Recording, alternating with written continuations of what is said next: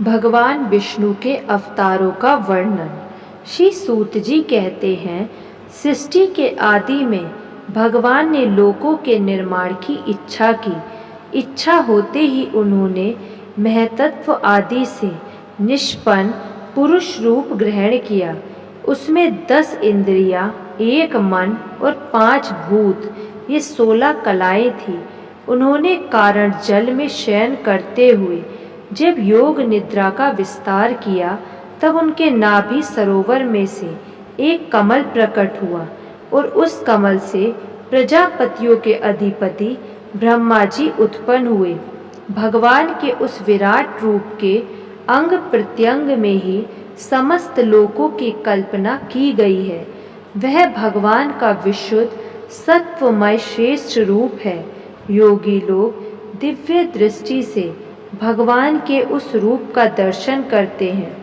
भगवान का वह रूप हजारों पैर, जांघें, भुजाओं और मुखों के कारण अत्यंत विलक्षण है।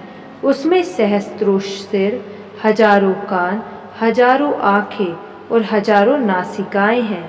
हजारों मुकुट, हजारों वस्त्र और कुंडल आदि आभूषणों से वह उल्लसित रहती है। भगवान का यही पुरुष रूप, जिसे नारायण कहते हैं, अनेक अवतारों का अक्षय कोश है। इसी से सारे अवतार प्रकट होते हैं। इस रूप के छोटे से छोटे अंश से देवता, पशु पक्षी और मनुष्य आदि योनियों की सृष्टि होती है। उन्हीं प्रभु ने पहले कोमार सर्ग में सनक, सनंदन, सनातन और सनत कुमार, इन 4 ब्राह्मणों के रूप में अवतार ग्रहण करके अत्यंत कठिन अखंड ब्रह्मचर्य का पालन किया। दूसरी बार इस संसार के कल्याण के लिए समस्त यज्ञों के स्वामी उन भगवान ने ही रसातल में गई हुई पृथ्वी को निकाल लाने के विचार से सुकर रूप ग्रहण किया। ऋषियों की सृष्टि में उन्होंने देव ऋषि नारद के रूप में तीसरा अवतार ग्रहण किया और सात्वत तंत्र का, जिसे नारद 5 रात्र कहते हैं, उपदेश किया। उसमें कर्मों के द्वारा किस प्रकार कर्म बंधन से मुक्ति मिलती है, इसका वर्णन है। धर्म पत्नी मूर्ति के गर्भ से उन्होंने नर नारायण के रूप में चौथा अवतार ग्रहण किया। इस अवतार में उन्होंने ऋषि बनकर मन और इंद्रियों का सर्वथा संयम करके बड़ी कठिन तपस्या की। 5वें अवतार में वे सिद्धों के स्वामी कपिल के रूप में प्रकट हुए और तत्वों का निर्णय करने वाले सांख्य शास्त्र का, जो समय के फेर से लुप्त हो गया था, आसुरी नामक ब्राह्मण को उपदेश दिया। अनसुईया के वर मांगने पर 6ठे अवतार में वे अत्रि के संतान दत्तात्रेय हुए। इस अवतार में उन्होंने अलर्क एवं प्रहलाद आदि को ब्रह्म ज्ञान का उपदेश दिया। 7वीं बार रुचि प्रजापति की आकुति नामक पत्नी से यज्ञ के रूप में उन्होंने अवतार ग्रहण किया और अपने पुत्र यम आदि देवताओं के साथ स्वयंभू मनवंतरी की रक्षा की। राजा नाभि की पत्नी मेरु देवी के गर्भ से ऋषभ देव के रूप में भगवान ने 8वां अवतार ग्रहण किया। इस रूप में उन्होंने परमहंसों का वह मार्ग, जो सभी आश्रमियों के लिए वंदनीय है, दिखाया। ऋषियों की प्रार्थना से 9वीं बार वे राजा पृथु के रूप में अवतीर्ण हुए। शौनकादि ऋषियों, इस अवतार में उन्होंने पृथ्वी से समस्त औषधियों का दोहन किया था। इससे यह अवतार सबके लिए बड़ा ही कल्याणकारी हुआ।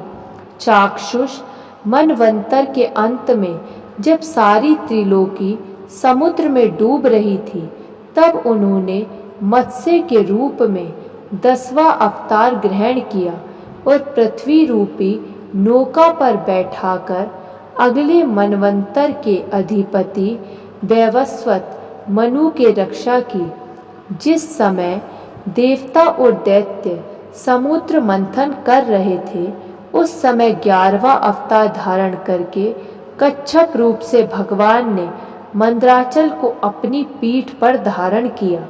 12वीं बार धनवंतरी के रूप में अमृत लेकर समुद्र से प्रकट हुए और 13वीं बार मोहिनी रूप धारण करके दैत्यों को मोहित करते हुए देवताओं को अमृत पिलाया। 14वें अवतार में उन्होंने नरसिंह रूप धारण किया और अत्यंत बलवान दैत्यराज हिरण्यकश्यपु की छाती अपने नखों से अनायास इस प्रकार फाड़ डाली जैसे चटाई बनाने वाला सीग को चीर डालता है। 15वीं बार वामन का रूप धारण करके भगवान दैत्यराज बलि के यज्ञ में गए। वे चाहते तो थे त्रिलोकी का राज्य, परंतु मांगी उन्होंने केवल 3 पग पृथ्वी। 16वें परशुराम अवतार में जब उन्होंने देखा कि राजा लोग ब्राह्मणों के द्रोही हो गए हैं, तब क्रोधित होकर उन्होंने पृथ्वी के 21 बार क्षत्रियों से शून्य कर दिया। इसके बाद 17वें अवतार में सत्यवती के गर्भ से पराशर जी के द्वारा वे व्यास के रूप में अवतीर्ण हुए। उस समय लोगों की समझ और धारणा शक्ति कम देखकर आपने वेद रूप वृक्ष की कई शाखाएं बना दी। 18वीं बार देवताओं को कार्य संपन्न करने की इच्छा से उन्होंने राजा के रूप में राम अवतार ग्रहण किया और सेतु बंधन, रावण वध आदि वीरतापूर्ण बहुत सी लीलाएं की। 19वें और 20वें अवतारों में उन्होंने यदुवंश में बलराम और श्री कृष्ण के नाम से प्रकट होकर पृथ्वी का भार उतारा। उसके बाद कलयुग आ जाने पर बिहार में देवताओं के द्वेषी दैत्यों को मोहित करने के लिए अजन के पुत्र में आपका बुद्ध अवतार होगा। इनके भी बहुत पीछे जब कलयुग का अंत समीप होगा और राजा लोग पर्याय लुटेरे हो जाएंगे, तब जगत के रक्षक भगवान विष्णु का यश नामक ब्राह्मण के घर कल्कि रूप में अवतीर्ण होंगे। शौनकादि ऋषियों जैसे अगाध सरोवर से हजारों छोटे छोटे नाले निकलते हैं, वैसे ही सत्वनिधि भगवान श्रीहरि के असंख्य अवतार हुआ करते हैं। ऋषि, मनु, देवता, प्रजापति, मनुपुत्र और जितने भी महान शक्तिशाली हैं, वे सब के सब भगवान के ही अंश हैं। ये सब अवतार तो भगवान के अंशावतार अथवा कलावतार हैं, परंतु भगवान श्री कृष्ण तो स्वयं भगवान के अवतारी ही हैं। जब लोग दैत्यों के अत्याचार से व्याकुल हो उठते हैं, तब युग युग में अनेक रूप धारण करके भगवान उनकी रक्षा करते हैं। भगवान के दिव्य जन्मों की यह कथा अत्यंत गोपनीय रहस्यमय है। जो मनुष्य एकाग्र चित्त से नियम पूर्वक सायंकाल और प्रातःकाल प्रेम से इसका पाठ करता है, वह सब दुखों से छूट जाता है। प्राकृत स्वरूप हित चिन्मय भगवान का जो यह स्थूल जगदाकार रूप है, यह उनकी माया के महत्व आदि गुणों से भगवान में ही कल्पित है। जैसे बादल वायु के आश्रय रहते हैं और धूसरपना धूल में होता है, परंतु अल्प बुद्धि मनुष्य बादलों का आकाश में और धूसरपने का वायु में आरोप करते हैं, वैसे ही अविवेकी पुरुष सबके साक्षी आत्मा में स्थूल दृश्य रूप जगत का आरोप करते हैं। इस स्थूल रूप से परे भगवान का एक सूक्ष्म अव्यक्त रूप है, जो ना तो स्थूल की तरह आकार आदि गुणों वाला है और न देखने, सुनने में ही आ सकता है वही सूक्ष्म शरीर है। आत्मा का आरोप या प्रवेश होने से यही जीव कहलाता है और इसी का बार बार जन्म होता है। उपयुक्त सूक्ष्म और स्थूल शरीर अविद्या से ही आत्मा में आरोपित है। जिस अवस्था में आत्म स्वरूप के ज्ञान से यह आरोप दूर हो जाता है, उसी समय ब्रह्म का साक्षात्कार होता है।